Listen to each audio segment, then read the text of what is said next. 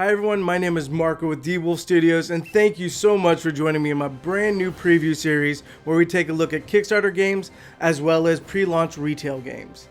Now this past week I got a chance to play Blacklist Games' brand new comic book inspired game, Hour of Need. And what we're going to do in this preview is we're going to talk about the overview of the game, how it's played, and then what are our highlights of this game.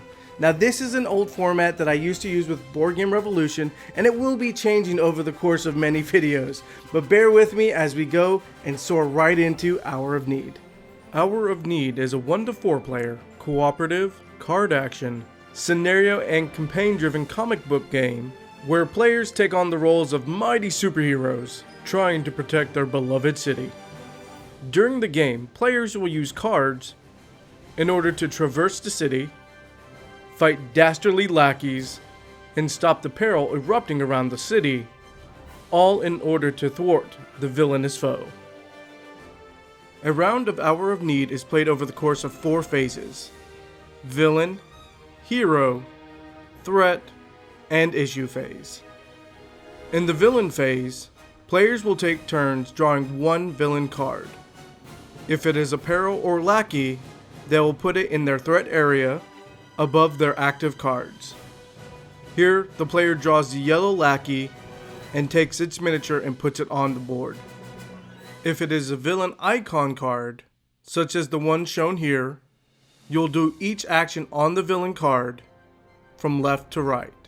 The icons on this card are Red Minion, Scheme, and Bystander. So with the red minion, we put a minion on the red panel. Next, we'll do the villain scheme. Here, the villain's located on the red panel. The player will read the scheme aloud, and whichever statement is true, you'll perform that action. Here, the first sentence is true, and the villain will move on to the next panel. Last, we'll put a bystander on a free bystander spot on the board. If there is no free spot available on the city, the bystander will get captured and go to the villain's nearest panel. The player will then discard this card, and the hero phase is ready to begin. Players can take up to 2 actions in any order during their turn. These actions are move, attack, play a card, draw a card, and solve. But before we get into the actions, let's go over the cards real quick and what they do. There are 2 types of cards in each player's deck: cards that require actions to take, and cards that do not require actions to take.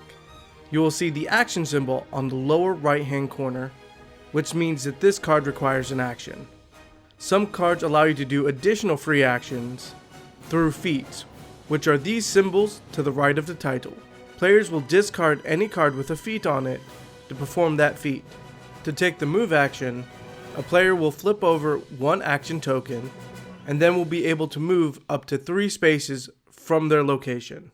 While moving, if you pass over a bystander, you save the day for that person and gain a clue card that you'll put into your personal tableau. These cards are gained when you save bystanders, defeat lackeys, or solve a threat. They can be used for additional dice during any roll or during certain times listed on the bottom of the card. To take the attack action, you need to be adjacent to either a minion, lackey, or villain.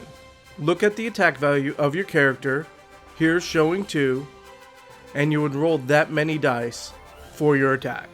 There are 4 faces on each dice: focus, hit and focus, hit, and critical burst. Critical burst allow you to roll an additional die for your attack, and focus adds a focus token onto your character. Also, if you already have focus tokens on your character, you can convert those focus tokens into hits with focus die. Some cards within your deck will allow either you or another player to add dice to their pool. These have to be played before the dice is rolled. Other cards will allow you to exhaust enemies. Exhausting an enemy means that they are turned 90 degrees and they cannot attack you during the threat phase. To use the solve action, players either have to be within the scene panel or at the peril location. Here we're going to move our character to the scene space and then immediately to the scene panel. since heroes cannot occupy unseen spaces, and now perform a solve action by using the number within the brain indicator and rolling that many die. If you're taking a solve action with enemies nearby, such as minions, lackeys, or the villain, the hero will get damage inflicted on them. Minions are 1, lackeys and villains have their printed inflict value on their card. So here, the player got 2 successes and got inflicted 1 damage upon because of the 1 minion. Now that both actions have been taken, the game pauses and that hero resolves the threat. To resolve threat, you will move from the oldest to the newest. Here, we have the scheme card only in our threat section and will activate the scheme. If there was a lackey within our threat, they would perform a move action and or an attack if there's any nearby heroes. Once all players have taken all of their actions and resolved their threat, the issue phase begins. Players will draw 1 issue card and resolve its effect. Here we're showing a crisis, which can happen when either there are no more bystanders to draw from, no more minions, a hero dies, or a villain and or issue card tells us to do so. The crisis that is into effect is on the issue card for the select mission and or campaign. You'll resolve its effects, and then you are ready to begin the next round. So let's get into the highlights of why you should consider backing Hour of Need. Number 1, the threat is real. That's right, starting from the very beginning of the game, you already feel this tension because you see all the bystanders out. The very first turn of the game begins with a villain phase, so you already have either minions out on the board or lackeys in front of you or peril that is going to kill bystanders, which could potentially already start rising the crisis level. So starting from the beginning, there's already a level, I'm going to say up to here, of tension. And then as the game progresses, it just gets higher and builds and builds and builds and builds. And that's really good for a game, especially a comic book game, when you're trying to defeat the mastermind. Number 2, multifunctioning cards. That's right, in this game, if you were to compare it to Marvel Champions, in Marvel Champions, the way you activate cards is you spend from the card limit that's in your hand.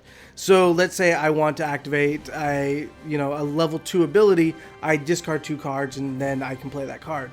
Well, with Hour of Need, it doesn't work like that. It actually works on an action point system.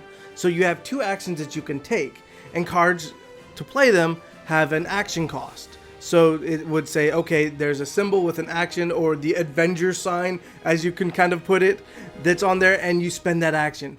But not all cards have that action cost. They actually can be played for free, or what is really interesting about these cards, they can be played as feats, which is something that I haven't seen in comic book games such as like this. So you, instead of playing a card where it's like, I'm using this ability, you're going, okay, I'm going to forget everything that this card says so I can sprint across the board, or fly across the board actually, or I can jump across buildings, or I'm going to use this as defense.